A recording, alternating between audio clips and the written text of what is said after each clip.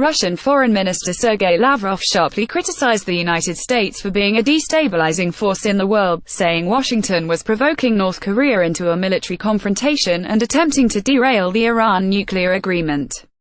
Despite the Kremlin's attempts to rebuild bilateral relations with Washington, the United States continues to push an anti-Russia agenda aimed at undermining Moscow's emergence as a global power in a multipolar world, the foreign minister said during his annual press conference. Lavrov addressed a broad list of topics during the two-hour-long conference, including relations with China, Europe and the crisis on the Korean peninsula.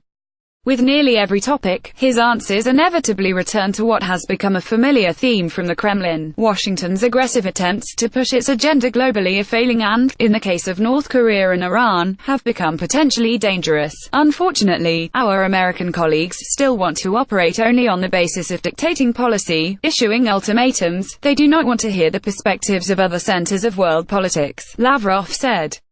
The United States needs to face the difficult reality that it is no longer the world's only superpower and adapt to an increasingly multipolar world, Lavrov said. Lavrov's comments came ahead of a new round of U.S. sanctions against Russia for allegations that the Kremlin orchestrated a campaign to interfere in the 2016 presidential election. The Kremlin denies the accusations. On North Korea, Lavrov accused the United States of provoking tensions by stating that a military option is still on the table and by conducting military exercises on the Korean peninsula. Kremlin accuses U.S. of anti-Russia fear-mongering after State Department travel warning. President Trump, in several outspoken tweets, has lambasted North Korean leader Kim Jong-un for Pyongyang's missile tests. This month, Trump boasted in a tweet that he had a bigger nuclear button than the North Korean dictator. The United States quite plainly says that the military confrontation is inevitable. However, everyone understands the catastrophic consequences of such recklessness, Lavrov said, referring to Trump's statement. Russia and China have both said they support talks between the two Korean nations, Lavrov said. Although Lavrov did not mention it, Trump has also praised the talks. On Iran, the Russian foreign minister chastised a White House suggestion that it could rewrite the 2015 nuclear agreement with Iran brokered by former President Obama. That agreement lifts sanctions on Iran in exchange for restrictions on Tehran's nuclear program. Trump last week waived sanctions under the deal, but suggested that he would not do so again, saying he wants to rewrite the agreement's terrible flaws. Lavrov warned Washington not to back out. We will not support what the United States is trying to do, changing the wording of the agreement, incorporating things that will be absolutely unacceptable for Iran, Lavrov said.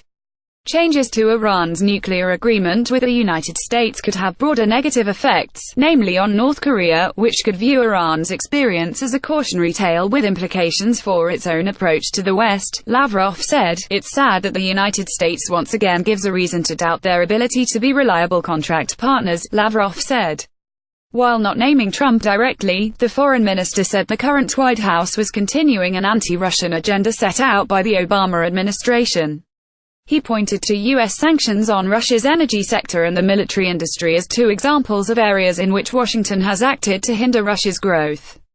The United States and the European Union have placed economic sanctions on individuals and state-run companies in these two Russian sectors in retaliation for the Kremlin's 2014 illegal annexation of Crimea.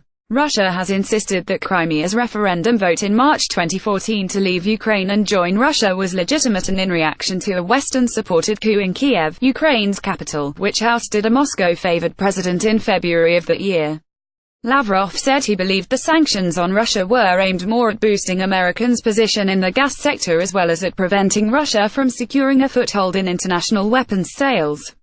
He accused the United States of trying to persuade the European Union not to complete a proposed gas pipeline that would divert Russian gas from pipes running through Ukraine. I would say that the U.S. administration's actions indicate the fear of honest competition in a whole number of spheres, Lavrov said.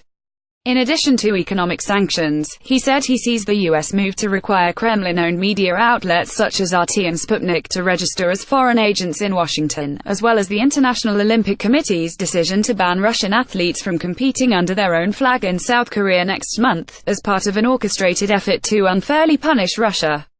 The International Olympic Committee in December announced that Russia would not be able to compete as a national team because of what the World Anti-Doping (ASSN) called a state-sponsored doping scheme.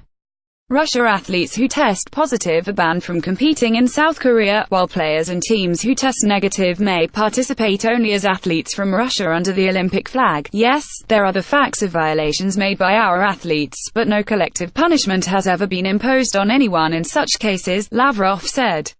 Here I also see the fear of honest competition. Caption Sabra.ez@latimes.com Twitter, @SabraEzez is a special correspondent.